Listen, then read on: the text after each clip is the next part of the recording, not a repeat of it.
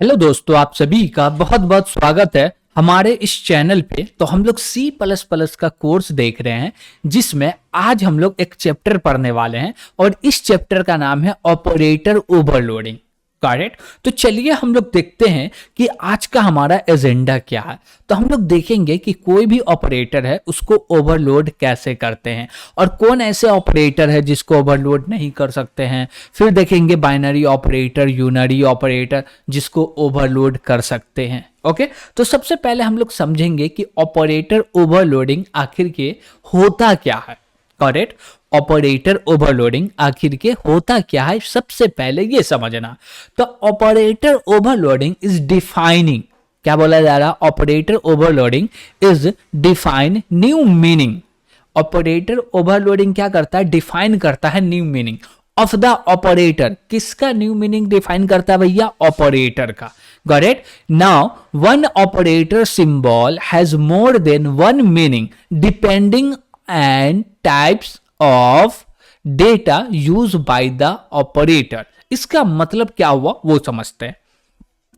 बोल रहा है क्या कि जब भी आप ऑपरेटर ओवरलोडिंग करते हैं तो ये मेरा प्लस ऑपरेटर है, ठीक। इसका एक से अधिक मतलब होता होगा। ये एक सिंबल है, बोला जा रहा है क्या, one operator symbol has more than one meaning. अब ये क्या है, एक ऑपरेटर सिंबल है लेकिन इसका जो मीनिंग है ये एक से ज्यादा।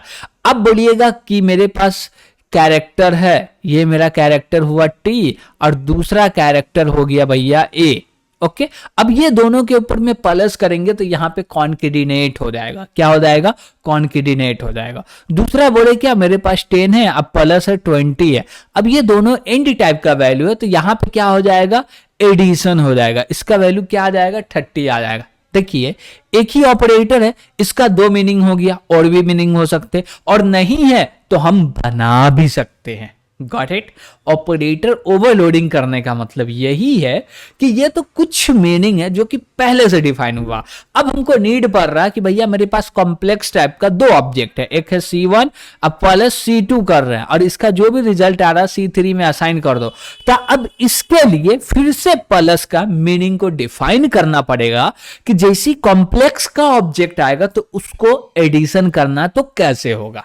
Got it. वही चीज यहां पे बोला जा रहा है कि भैया एक ऑपरेटर सिंबल है, उसका मीनिंग जो है बहुत सारा हो सकता है, एक से ज्यादा हो सकता है। डिपेंड करता है कि वो मीनिंग कौन सा भी काम करेगा। जैसे हम बोले ना कि यहां पे ये कॉन्केडिनेट कर रहा, कैसे कर पा रहा है ये कॉन्केडिनेट, तो इसको मिला है डेटा। क्या मिला है, डेटा। अब डेटा का टाइप है केयर, तो केयर, दो केयर को आपस में हम लोग ये प्लस ऑपरेटर का यूज करते तो वहां पे कॉन्केडिनेट होता। दो इंड टाइप के वैल्यू को प्लस ऑपरेटर करते तो वहां पे एडिशन होता। अब दो कॉम्प्लेक्स टाइप के ऑब्जेक्ट को जहां पे हम लोग प्लस ऑपरेटर यूज कर रहे हैं वहां पे क्या होता होगा नहीं पता है कंपाइलर को, तो वो मीनिंग हम डिफाइन करेंगे। Got it. तो ये प्लस ऑपरेटर को क्या बोलते हैं, कॉन्केडिनेट करना है या एडिशन करना, इसको पता कैसे चलेगा, इसके डेटा के ऊपर। भैया डेटा का टाइप क्या, जो भी डेटा का टाइप है उस डेटा के टाइप में ऑपरेशन क्या लिखे गए हैं कि मतलब प्लस ऑपरेटर करने से क्या होगा वही होने वाला है। Got it. ठीक है। तो हम लोग को एक चीज तो समझ में आया कि भैया ऑपरेटर ओवरलोडिंग क्या होता है। ऑपरेटर ओवरलोडिंग वो होता है, कोई एक मेरे पास ऑपरेटर है जिसका एक से ज्यादा मीनिंग होगा और कोई मीनिंग नहीं एग्जिस्ट कर रहा तो उस मीनिंग को हम डिफाइन भी कर सकते हैं। That is operator overloading. Got it. ठीक है। अब देखिए कि ये जो मेरा ऑपरेटर ओवरलोडिंग है ये कब होता है। ऑपरेटर ओवरलोडिंग होता कब है, तो जब भी हम लोग ऑपरेटर को ओवरलोड करेंगे तो ये होगा कंपाइल टाइम पे। ऑपरेटर ओवरलोडिंग कब होगा, कंपाइल टाइम पे। Got it. ठीक है। अब बोले क्या कि ये तो देखे कि ऑपरेटर ओवरलोडिंग कब होगा, ठीक। अब एक चीज नहीं देखे कि भैया होगा कैसे, तब तो समझेंगे कि भैया ऐसे ऐसे हो रहा है, कुछ ऑपरेटर्स है जिसको ओवरलोड नहीं कर सकते। मतलब ठीक है, पहले थोड़ा सा प्रैक्टिकल करके देख लेते हैं। तो यहां पे आए, अब हम लोग को कोई क्लास बनाना है। अब क्लास का नाम हम लोग रखेंगे कॉम्प्लेक्स या बुक, कोई भी नाम रख सकते हैं, डजंट मैटर, बस हम लोग एक एग्जांपल के लिए नाम ले रहे हैं। ओके। तो सबसे पहले इसका जो भी बेसिक है उसको इंक्लूड कर लेते हैं।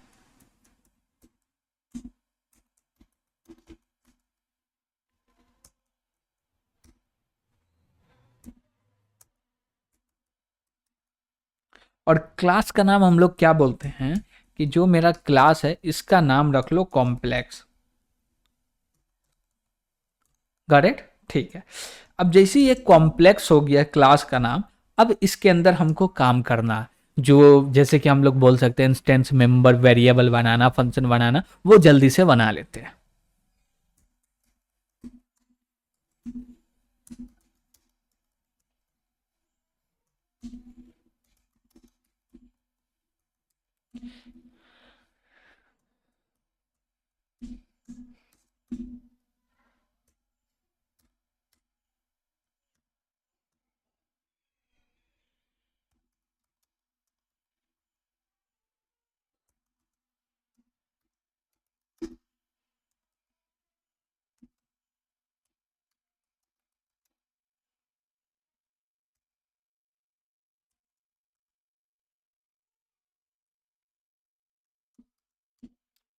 तो देखिए हम लोग एक फंक्शन बना रहे हैं जिस फंक्शन का नाम है भैया सेट डेटा। इसमें आ रहा है दो वैल्यू, एक रियल दूसरा इमेजनरी। अब इसको स्टोर करना तो भैया दोनों का नाम तो सेम हो रहा है, कैसे करेंगे? तो ये हो गया भैया नेम कॉन्फ्लिक्ट इशू। तो यहाँ पे हम लोग दिस ऑपरेटर का यूज करके इस प्रॉब्लम को रिजॉल्व करेंगे। हम बोलेंगे क्या कि लोकल वेरिएबल में असाइन नहीं करना, जो लोकल वेरिएबल में डेटा है उस डेटा को इंस्टेंस मेंबर वेरिएबल में असाइन करना। तो बोलेंगे भैया दिस एरो, क्या बोलेंगे? दिस एरो इमेजनरी ले लीजिए या पहले रियल ले लेते हैं, और रियल में असाइन कर दो रियल। ओके ठीक है। उसके बाद हम लोग बोलेंगे फिर से दिस, और दिस एरो क्या बोलेंगे भैया? इमेजनरी, और इसमें असाइन कर दो इमेजनरी। Got it? हो गया। तो ये मेरा सेट डेटा फंक्शन बन गया। अब हम लोग बोल देते हैं कि प्रिंट वैल्यू या कुछ भी बोल सकते हैं। हम लोग बोले क्या? Gate data. तो हम लोग क्या बोल सकते हैं? Gate data. हम लोग जो डेटा रिटर्न करेंगे किस टाइप का करेंगे भैया? नहीं, रिटर्न नहीं करते, डायरेक्ट प्रिंट कर देते। तो बोले क्या? Wide display.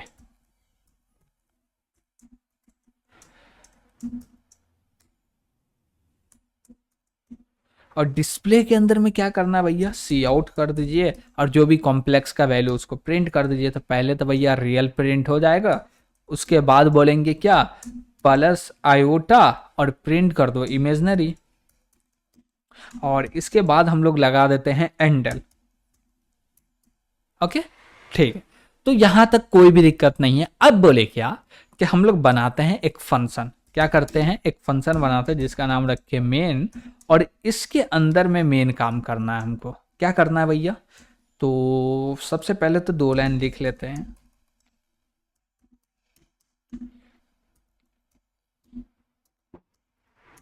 ओके ठीक है। अब ये दो लाइन हो गया। अब बोलेंगे क्या कि ये जो मेरा कॉम्प्लेक्स है इसका ऑब्जेक्ट क्रिएट करो। क्या करो? कॉम्प्लेक्स का ऑब्जेक्ट क्रिएट करो। तो बोले कॉम्प्लेक्स, और बोले क्या? C1, C2। बोले ठीक है। अब जैसे C1 C2 बोले हैं, और एक भी क्रिएट कर लेते हैं C3। अब बोले क्या कि सेट करो C1 में डेटा और C2 में डेटा। तो हम बोले क्या? C1 डॉट सेट डेटा, और इसके अंदर पास कर दिए भैया 2, 3। ठीक है भैया। उसके बाद बोले क्या कि C1 में कर तो दिए, अब C2 में भी कर देते हैं। तो C2 में बोले सेट डेटा, और सेट डेटा के अंदर पास कर दिए 3, 5। ओके, दोनों में सेट हो गया, C1 में और C2 में। हम बोल रहे क्या कि दोनों का जो भी वैल्यू आएगा, ठीक, उसको सम करके C3 में असाइन करना है। किस में असाइन करना भैया? C3 में। क्या ये पॉसिबल है? यस पॉसिबल है। कैसे करेंगे? बोलेंगे C3, और इसमें क्या करो? असाइन कर दो। क्या करो? असाइन कर दो। कैसे असाइन करेंगे? तो हम बोले क्या कि कोई एक फंक्शन बना लेते हैं जिसका नाम ऐड होगा। तो हम लोग ऐसे बोलेंगे कि C1 डॉट ऐड, और इसके अंदर में आर्गुमेंट में पास कर देंगे C2। अब जो ये रिटर्न करेगा वो C3 में असाइन हो जाएगा। लेकिन इसके लिए एक हमको मेंबर फंक्शन चाहिए जो कि ऐड करके देगा, और उस मेंबर फंक्शन का नाम होगा ऐड। और यहाँ पे जो रिटर्न होगा, यहाँ पे जो डेटा रिटर्न होगा वो होगा कॉम्प्लेक्स टाइप का। तो हम लोग रिटर्न टाइप बोलेंगे कॉम्प्लेक्स, और बोलेंगे क्या कि फंक्शन का नाम रखना है ऐड। और यहाँ पे एक आर्गुमेंट आ रहा है जो कि है भैया कॉम्प्लेक्स टाइप का, जिसका नाम C1 रख लिए। कोई जरूरी नहीं है कि भैया C1 ही रखिए, C2 C3 टेम्प जो मर्जी वो रख सकते, डजेंट मैटर। यहाँ पे कोई मैटर नहीं करता कि भैया नाम क्या रख रहे हैं। ओके ठीक है। अब बोले क्या कि जो कॉलर ऑब्जेक्ट है उसके डेटा को और C1 के डेटा को ऐड करके रिटर्न करना। तो इसके लिए एक हम लोग टेम्प नाम का ऑब्जेक्ट क्रिएट कर लेते हैं। ठीक है। अब बोले क्या, ये जो मेरा टेम्प है डॉट रियल ले लो और इसके अंदर क्या करो, प्लस कर दो। किसके प्लस होगा भैया, real plus C1 dot real. ठीक है। अब उसके बाद फिर से बोलेंगे क्या कि भैया ये जो मेरा टेम्प है इसमें इमेजिनरी को ऐड करके रख दो। तो बोलेंगे क्या, इमेजिनरी, और इसमें प्लस करना है, क्या प्लस करना, C1 डॉट इमेजिनरी। हो गया भैया। अब इसमें और भी कुछ करना है? नहीं भैया अभी तो कुछ करना नहीं है, ये एडिशन कर दिया। लेकिन भैया एक चीज और करना है, जो कि आप ऐड किए तो उसको रिटर्न तो करना पड़ेगा ना। हम लोग जी जरूर रिटर्न करना पड़ेगा। तो हम लोग रिटर्न कीवर्ड का यूज करेंगे। अब बोलेंगे ये जो मेरा टेम्प है इसको रिटर्न कर दो। करेक्ट। अब इसको रिटर्न कर देंगे तो ये ऐड करके दे देगा। अब बोले क्या कि जो मेरा C3 है तो बोले C3 डॉट डिस्प्ले को कॉल कर दो और ये डेटा को प्रिंट कर देगा। चलिए देखते हैं। तो सबसे पहले इसको तो करना है कंपाइल। तो हम लोग लिख लेते हैं कमांड G++-std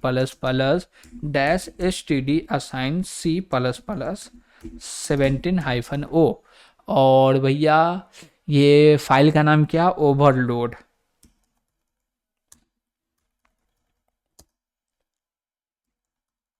overload.cpp कंपाइल हो गया। अब बोलते हैं भैया इसको रन कर लेते हैं।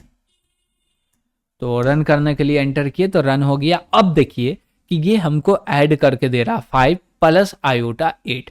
सही है क्या, 3 + 2 5, 5 + 3 8 आ रहा है। That is right. तो हम लोग ये क्या किए, ऐड करके ले लिए। लेकिन ये लिखने में मजा आ रहा है क्या, हम तो चाहते थे भैया हमको ऐसे लिखना है, ये मेरा C3 है, इसके अंदर में असाइन कर दो C1 + C2। ऐसा लिखेंगे तो चलेगा। हम ले चलिए इसको ट्राई करके देखते हैं। ऊपर वाले को कर दिए कमेंट और बोलते हैं क्या कि पहले तो इसको करो कंपाइल। अब जैसे ही कंपाइल किए तो भैया बहुत सारा एरर आ गया। देख सकते इतना बड़ा एरर आ गया। Got it. एरर में क्या बोल रहा है, इनवैलिड, क्या बोल रहा है, इनवैलिड ओवरलोड डॉट cpp। जो मेरा ओवरलोड डॉट cpp है उसमें बोल रहा है इनवैलिड बाइनरी एक्सप्रेशन। और जो मेरा C1 + C2 है इसमें एरर बोला कि भैया ये जो प्लस ऑपरेटर है इसको पता नहीं है कि C1 + C2 कैसे करेगा। उसके लिए आपको इसका मीनिंग डिफाइन करना पड़ेगा। हम लोग ठीक है डिफाइन करना पड़ेगा। हाँ तो चलिए करते हैं। हम बोले क्या कि ये जो कोड है इसको करते हैं कॉपी। क्या किए भैया, कॉपी किए। अब इसी को पेस्ट कर दिए। अब बोले क्या कि भैया इसको डिफाइन कैसे करेंगे, डिफाइन कैसे करेंगे, और डिफाइन कर लेंगे तो कॉल कैसे करेंगे। ठीक। तो हम बोले क्या कि डिफाइन करने के लिए कुछ भी नहीं यूज करना है, यहाँ पे प्लस दे दीजिए। तो भैया आप ही बोले हैं कि जब भी आप कोई फंक्शन क्रिएट कर रहे हैं उसमें कोई स्पेशल सिंबल का यूज कर रहे हैं तो वो ओनली अंडरस्कोर हो सकता, प्लस तो हो नहीं सकता। हम बोले ठीक है, लेकिन इससे पहले क्या लिखना है भैया, ऑपरेटर। अब ऑपरेटर प्लस लिख दीजिएगा तो भैया ये सही है, अब कोई दिक्कत नहीं है। क्या, ऑपरेटर प्लस, ये सही है, अब कोई दिक्कत नहीं है। अब यहां पे क्या हो रहा है कि भैया जो मेरा फंक्शन का नाम था ऐड, उसको कर दिया ऑपरेटर प्लस। इसको कैसे कॉल करेंगे, हम बोलेंगे क्या मेरा ये C3 है, इसके अंदर में असाइन कर दो C1 डॉट, तो बोलेंगे ऑपरेटर प्लस को कॉल करो और इसके अंदर में पास कर दो C2। ओके, तो इसको कॉल ऐसे करेंगे। ठीक है। अब भैया ऐसे कॉल कर रहे तो क्या जरूरी था ऑपरेटर प्लस लिखना, हम बोले ठीक है ऐड लिखने का क्या जरूरी था जो हम ऑपरेटर प्लस लिखे। भैया आपको अच्छा लग रहा है कि आप ऐड लिख रहे हैं, हमको अच्छा लग रहा है ऑपरेटर प्लस लिख रहे हैं। Got it. लेकिन ऐड में कोई एडवांटेज नहीं मिल रहा था, यहां पे एडवांटेज मिलेगा। चलिए देखेंगे उसको। तो सबसे पहले इसको करते हैं क्लियर। अब बोले क्या कि इसको करते हैं कंपाइल। हो गया कंपाइल भैया। अब इसको करो रन। तो जैसे ही इसको रन करेंगे तो ये वैल्यू प्रिंट करके दे दिया 5 + आयोटा 8। ठीक है। लेकिन भैया इसको हम ऐसे कॉल करने के लिए थोड़ी बनाए हैं, तो कैसे कॉल करने के लिए बनाए हैं, तो इसको हम लोग ऐसे कॉल करने के लिए बनाए कि भैया C3 में असाइन करो C1 + C2। अब इसको बोले कि एग्जीक्यूट करे तो पहले तो कंपाइल किए, फिर रन किए। अब जैसे ही रन किए तो मेरा आउटपुट अभी भी आ रहा। तो अब आपको समझ में आया होगा कि भैया ऑपरेटर प्लस इसलिए लिखे कि इसको ओनली प्लस लिख के भी कॉल कर सकते हैं, लेकिन ये हमारे पास अपॉर्चुनिटी है कि ऐसे भी कॉल कर सकते हैं। लेकिन बेहतर तो हमारे लिए यही ना हुआ, C plus C two, C1 plus C2। सबसे सिंपल है, जो जिसको पता है 2 इंट को ऐड करना, वैसे उसको पता होगा भैया कॉम्प्लेक्स है उसको भी ऐड कर दो, सिंपल है। उसको यूज करने में डिफिकल्टी फेस नहीं करना पड़ेगा। Got it? ठीक है। अब बोले क्या कि भैया इसको पढ़ेंगे कैसे और इसको पढ़ेंगे कैसे? तो यहां पे नीचे वाले को पढ़े जो कि कमेंट है, सिंपल है। C1 ने कॉल किया ऑपरेटर प्लस को, किसको कॉल किया? ऑपरेटर प्लस को, जिसमें एज अ आर्गुमेंट पास हुआ है C2, और जो भी रिटर्न करेगा ऑपरेटर प्लस वो असाइन हो रहा है C3 में। Got it? ठीक है। वही चीज यहां पे कैसे पढ़ेंगे भैया?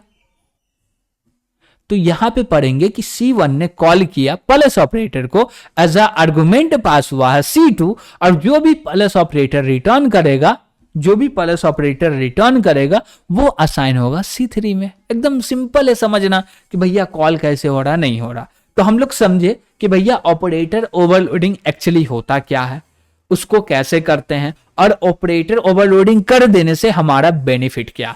अब बोले क्या ये प्लस के लिए था, आपको माइनस के लिए करना, तो यहां पे माइनस डाल दीजिए। जैसे कि हम बोले क्या, ठीक है भैया इसको कॉपी करो और इसको पेस्ट कर दिए। अब प्लस के जगह पे डाल देना है माइनस। ओके, अब यहां पे भी प्लस यूज कर रहे हैं, यहां पे भी डाल दीजिए माइनस, और यहां पे भी डाल दीजिए माइनस। हो गया भैया। अब कोई यहां पे हम लोग लिखे C1 प्लस C2, और इसी को बोले क्या कि भैया यहां पे यूज कर लीजिए C1 प्लस C2 को हटा के माइनस C2। ठीक है भैया, हाँ सही है, दोनों सही है। क्यों? क्योंकि ओवरलोड कर दिए। बहुत आसान हो गया। मल्टीप्लाई करना है तो माइनस को हटा के मल्टीप्लाई डाल दीजिए, डिवाइड करना तो डिवाइड डाल दीजिए। एकदम सिंपल हो गया ना कि कैसे ओवरलोड करें। ठीक है, चलिए अब और भी आगे समझते हैं। जैसे कि हमारे पास कौन ऐसा ऑपरेटर है जिसको ओवरलोड नहीं कर सकते हैं? Got it? तो हमारे पास ऐसे बहुत सारे ऑपरेटर हैं, जैसे कि स्कोप रेजुलेशन ऑपरेटर, जिसको हम लोग ओवरलोड नहीं कर सकते। साइज ऑफ ऑपरेटर, इसको भी ओवरलोड नहीं कर सकते। कंडीशनल ऑपरेटर जो होता है, क्या भैया? कंडीशनल ऑपरेटर जो होता है उसको भी ओवरलोड नहीं कर सकते। मेंबर एक्सेस ऑपरेटर जो होता है, जो डॉट लगा के मेंबर को एक्सेस करते हैं, इसको भी ओवरलोड नहीं कर सकते।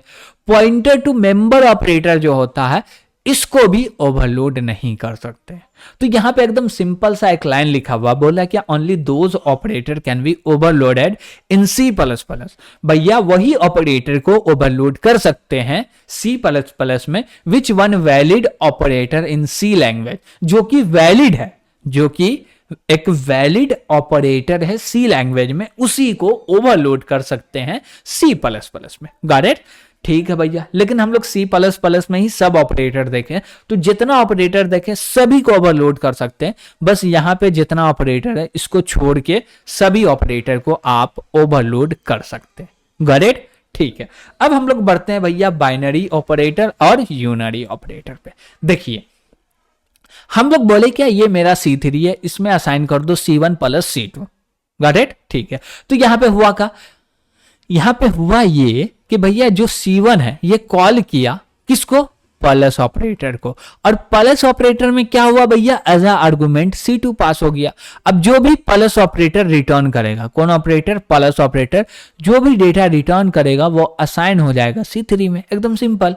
अब देखिए ये जो प्लस ऑपरेटर है इसका कॉलर ऑब्जेक्ट कौन है भैया? C1 है।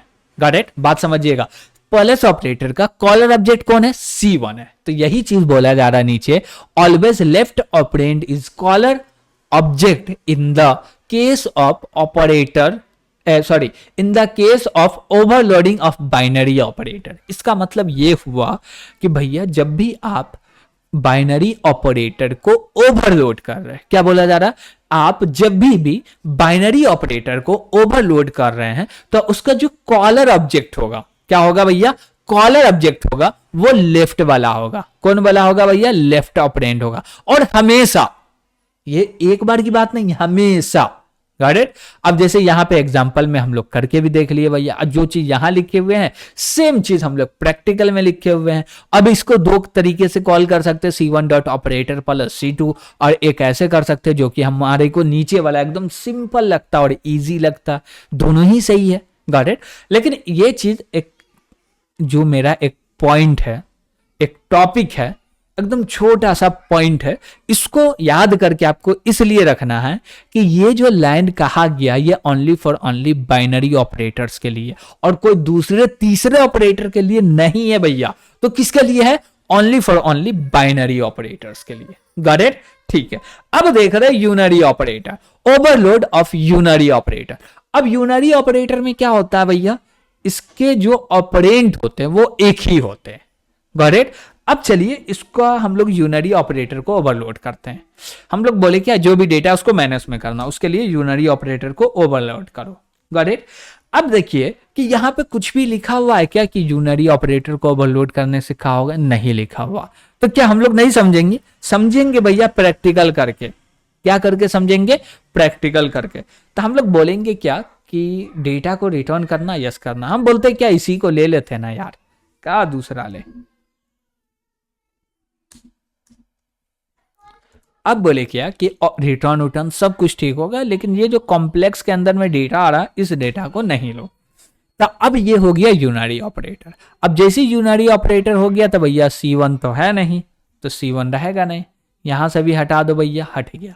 अब बोले क्या कि इसमें डाल दो माइनस और इसमें भी लगा लो माइनस, गॉट इट, हो गया। और भी कुछ करना है इसमें? कुछ भी नहीं करना भैया। तो भैया ये काम कैसे कर रहा है?